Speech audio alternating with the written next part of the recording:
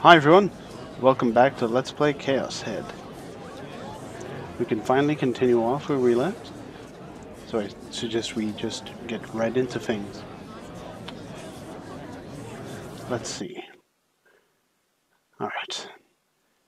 People were everywhere, and all of them were raising their voices as one great mass, as if they were cheering on teams at a soccer match.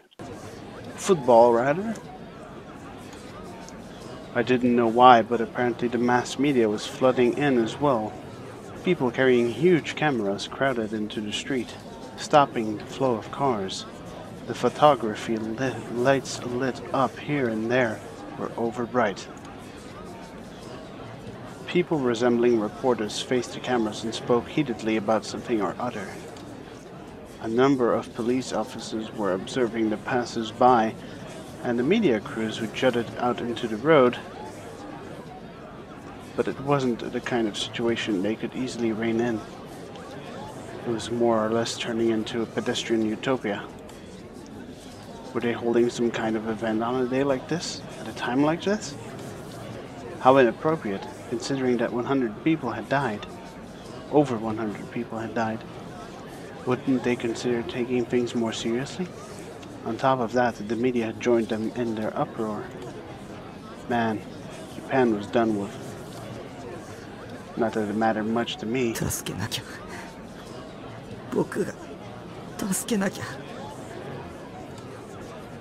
O-Front, the building designated by Shogun, was located right by the pedestrian scramble. Tatsuya, Sutaba, and other stores could be found in it. I hadn't truly meant to come alone, but I hadn't been able to get in contact with Rimi. Since it was possible that the police still wrongly thought of me as being the new Gen Perp, I couldn't report it to them either.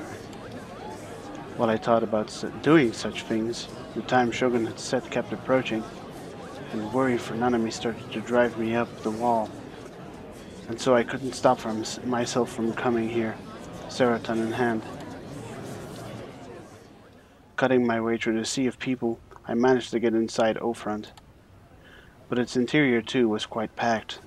I didn't even have the room to I didn't even have the room to get fed up with this. The only thing my head had been filled with were prayers for Nanami's well-being. I took the escalator to the upper floors. I could look down on the scramble crossing through the Sutaba windows. There was an astonishing number of people there, after all.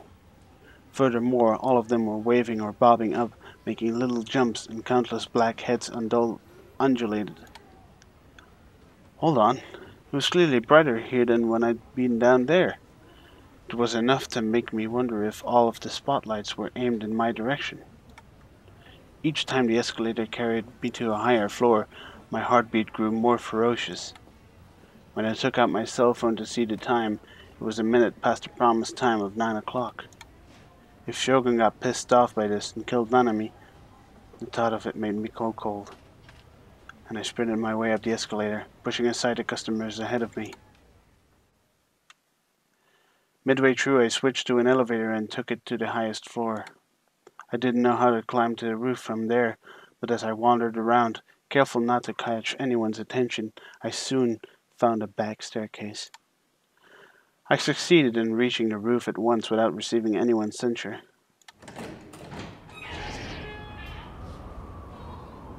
The wind was strong upon the roof, a terribly lukewarm wind, given that it was nearing the end of October.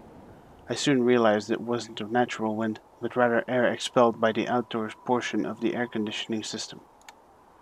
I closed my front buttons to prevent Serotan from coming flying out.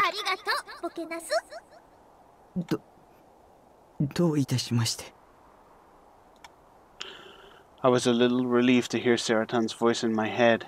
If Serotan were with me, I wouldn't be scared. I desperately attempted to convince myself of it. Even so, it was dark. The only illumination came from the back of the neon O-Front sign. In contrast, the neon of the surrounding buildings was too bright, making it hard to see. Even if someone were hiding in the shadows, I had a feeling that I definitely wouldn't spy them out.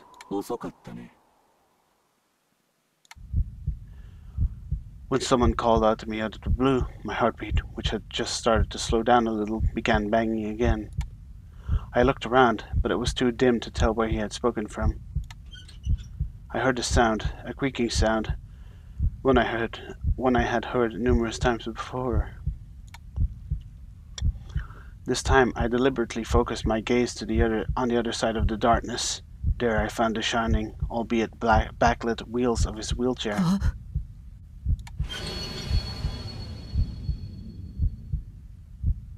Shogun. What the fuck? Your voice sounds fucked up. He voiced my name in a friendly way. The uncanniness of it gave me goosebumps.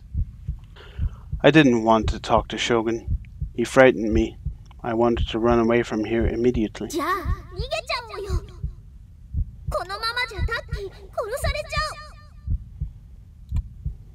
But Nanami.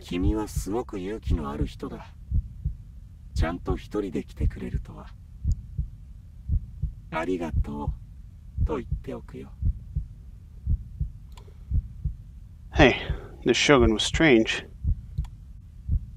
He differed somehow from when we'd met before. Right, his voice was weird. Let me up my volume for this so I get scared the fuck out.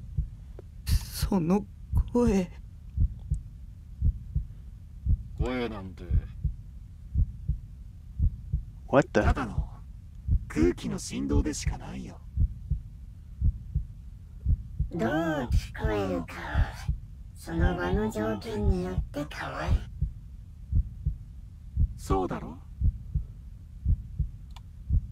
What was going on? His voice kept transforming.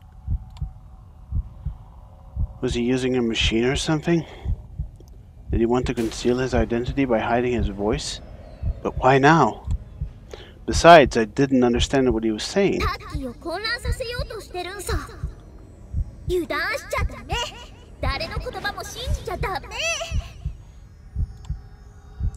Yeah, Saratan's right about this. The things Saratan tells me are always the most correct. I clenched Saratan's body through my clothes.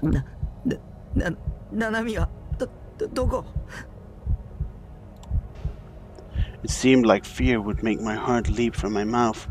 Even so, I frantically forced my heart out. I thought scenes like this only occurred on TV or in games.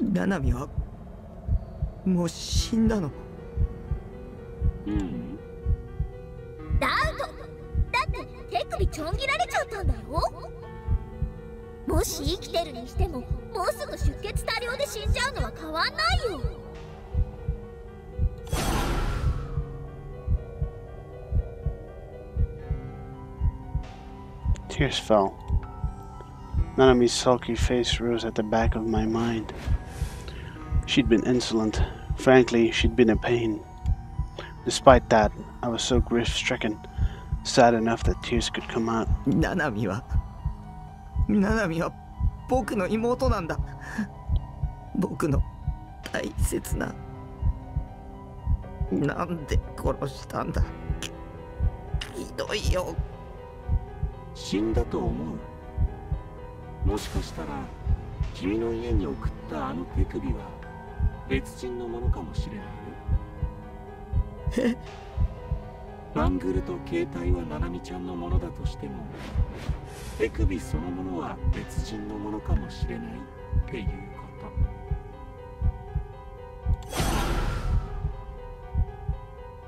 と。Nanami is alive? 信じちゃダメだってば。君が見事クエストをクリアしたら、ナナミちゃんは返すよ。His voice and his way of talking sounds like Bun's little sidekick. 生きているナナミちゃんをね。Quest. Shogun used that word again. Do you want me to get into it like I was playing a game? But in reality, I'm no hero. でももしクリアできなかった場合、ナナミちゃんは帰ってこない。His voice abruptly went as cold as a blade. It was pathetic of me to cower in fear for an old man, but he was abnormal after all. He was the true new-gen criminal. だから僕を失望させないようやり遂げてほしい。君ならできるよ。なんで僕なの？僕じゃなくても、僕なんかじゃなくてもいいじゃないか。君でなくちゃダメなんだ。だからなんで？君は選ばれた人間だから。I'm chosen? 勘違いしちゃダメだよ、タッキー。あいつの言う選ばれたってのは次の犠牲者として選ばれたって意味なんだから。Recalling the wretched fate of the victims in the sequence of new-gen incidents, I shivered. 君は今日の昼間のことをもちろん覚えているよね。昼間？学校で君は岸本綾瀬を助けた。Shogun had mentioned the ruckus about Ayase's failed suicide attempt in his email. He must have been watching the hubbub from somewhere. Or else he was the culprit, and he'd used mind control to make her commit suicide. あの花壇のおかげで岸本綾瀬は一命を取り留めた。そうでしょ? Shogun knew about the power I supposed. Shogun knew about the power I was supposed to possess. At the time, no one on the spot had wondered about the flower bed. Only Senna had recognized it for what it was, and Senna has said this to me. お前が妄想したんだろ。タッキー、将軍の言うことは全力で否定して。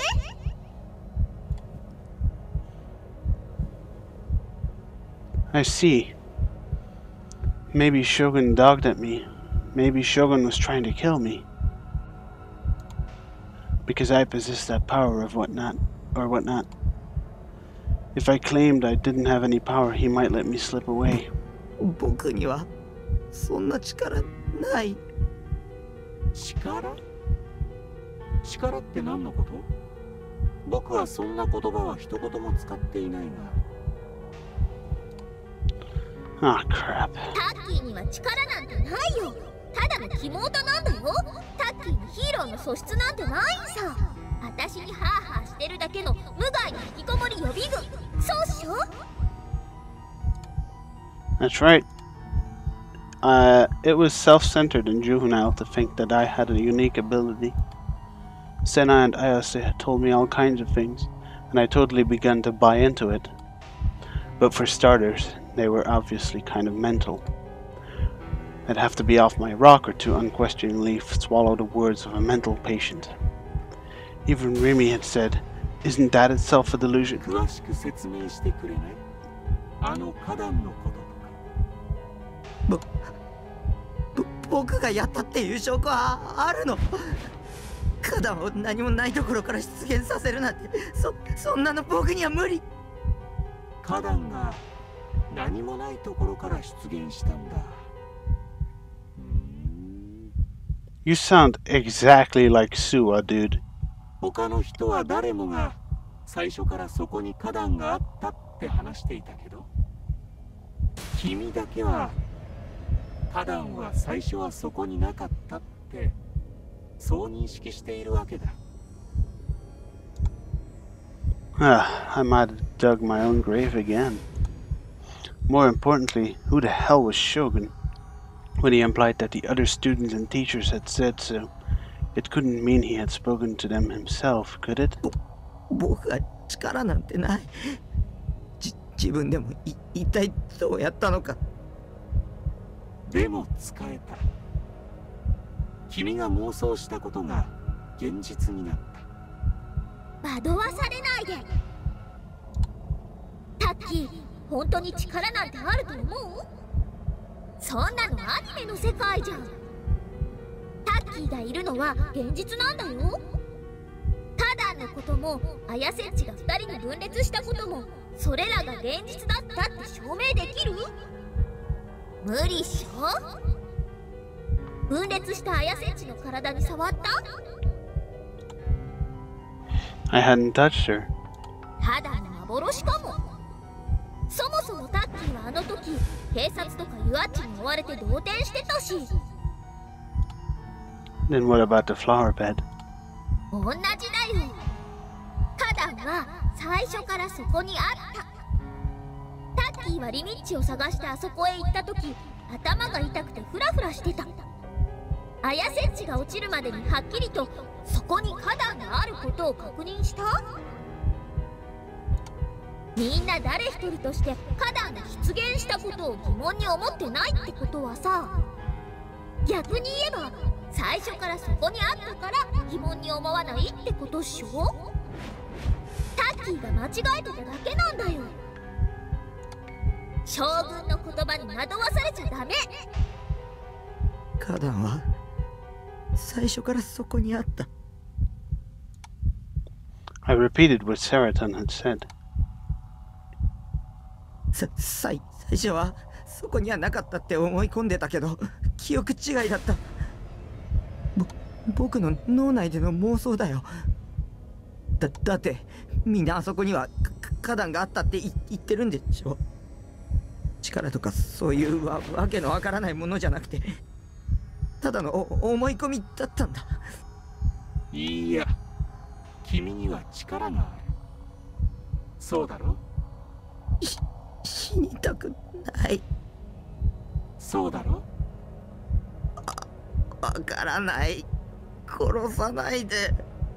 君は自分の天才的な力についてもっと自覚するべきだよ。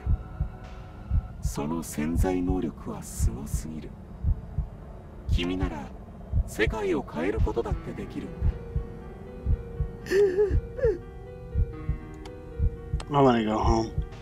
I want to go shut myself up in my base in Marathon Ensu endlessly. I want to look at Seraton figures until I can't stop grinning, and I want to keep watching Burachu over and over. Even though that was all I desired. タッキー、早く逃げて。私がずっと一緒にいてあげる。私だけがタッキーの味方なの。だから帰ろう。三次元とのつながりなんて断ち切って楽しいことだけして生きよう。さて、前置きはこれぐらいにしてそろそろクエストを始めよう。It's time to find our sword, I'd imagine. まずは下のスクランブル交差点がよく見えるところまで行ってほしい。逃げなきゃ。このままじゃ本当に殺されちゃうよ。Is he going to ask us to jump? 聞こえなかった？スクランブル交差点を見下ろせるところへ移動するんだ。His tone was soft, but his voice had an incredibly chilly quality to it. A voice so fine-tuned that it seemed to take the energy I needed to resist him and rip it out by the roots. Oops. A voice so fine-tuned that it seemed to take the energy I needed to resist him and rip it out by the roots. 何を? My legs trembled and I couldn't walk. I hugged myself. I'd even lost the ability to judge whether or not I should heed what he was saying. 僕の言うことが聞けない？従ってもらわないと、ナナミちゃんの命は保証できないよ。どうせもう死んじゃってるよ。タッキーが今から頑張ったってただの無駄死にだよ。ナナミの声聞かせて。I struggled to squeeze out a cracking voice, but Shogun instantly brushed aside my plea. その必要はないよ。君はもう少し今の状況を考えた方がいい。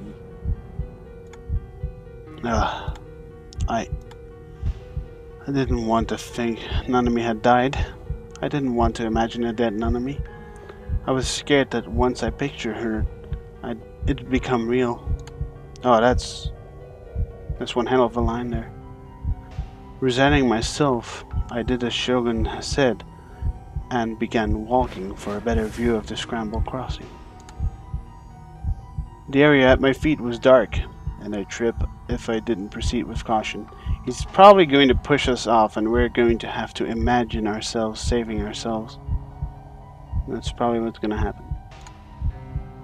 The side of the roof closest to the pedestrian scramble had a transparent acrylic plate jutting up on like a wall.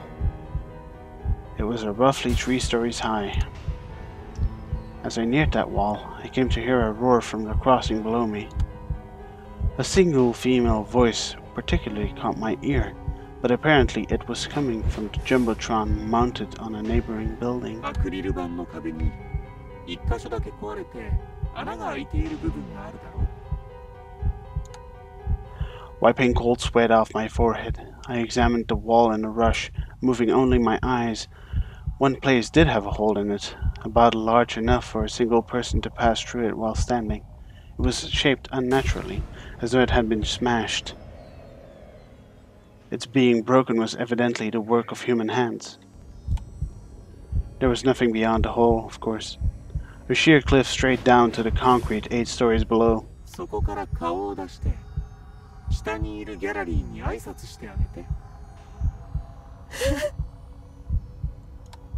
What did you just say? もう一度言おうか。その穴から身を乗り出して下にいる人たちに手を振ってあげてほしい。ほら、あいつタッキーを殺す気なんだって。 My breath caught. Was this how he had made 5 people jump off? It was the Seriton had said after all. I had no other option to die but to die as well. I had to jump from here. そんなの嫌だ。拒否すればナナミちゃんは死ぬよ。 従えばタッキーは死んじゃうよ。 What was I supposed to do? I thought about taking the best possible course of action, but delusions of the worst case scenario for all kinds of potential patterns churned around and around in my head, and I couldn't get my brain working properly. Save me, somebody. 鬼のバカ。 Nanami's voice echoed in my panicked ears. ヒヒバ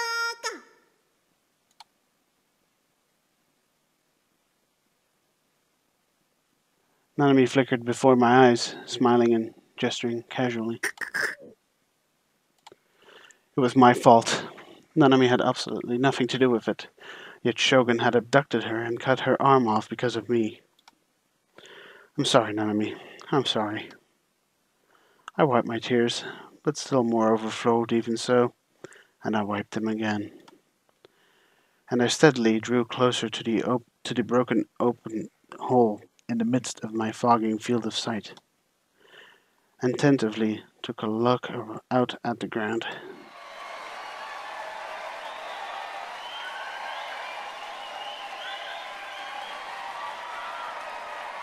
Without any warning, a huge cheer burst up, one that resembled the rumbling of the earth. The vast herd had gathered in the plaza, and the media, the ones who had gathered for some event that was preparing to begin at just the same time. An onslaught of dazzling lights hit me, and I automatically narrowed my eyes and turned my face away, which brought the Jumbotron on the building next to the door in view, and without any room for doubt, the thing projected there was you yourself. Me. What? Me? Reflected on the Jumbotron screen, my face was sloppy with tears, and I had my mouth half open like a dumbass. On top of that, my back was hunched. At first, I thought it was a hallucination. Next, I had chills, thinking it was a recording of me that had been secretly filmed somewhere. Going further, I began to suspect the film Shogun had taken of my thoughts was being played back there. At last I realized it showed me here in this place at this very moment. The live video running on the Jumbotron even came with sensationalistic taglines. 100% live broadcast from Shibuya Station.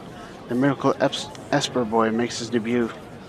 A ribbon of explanatory text scrolled along the bottom of the screen. A miraculous Esper boy introduced to us by the world-class physic, Yuri Brightman. His urgent live performance. Can he scry the identity of the new gen perp? When I read it, I understood at last. The media crews and rubberneckers gathered at the scramble crossing were all watching me. Boko Mirina, don't look at me. Why are you scrutinizing someone like me? Esper boy? What the hell?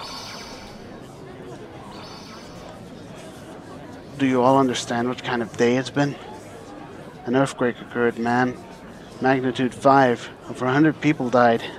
Yet, why is everyone lying in wait for and getting worked up over a nautical freak like me?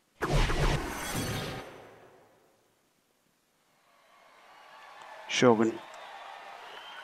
Shogun must have been the one who gathered them. They were all under his mind control. And we'll continue next time. Yep, save. And I'll see you guys next time. Thank you for watching.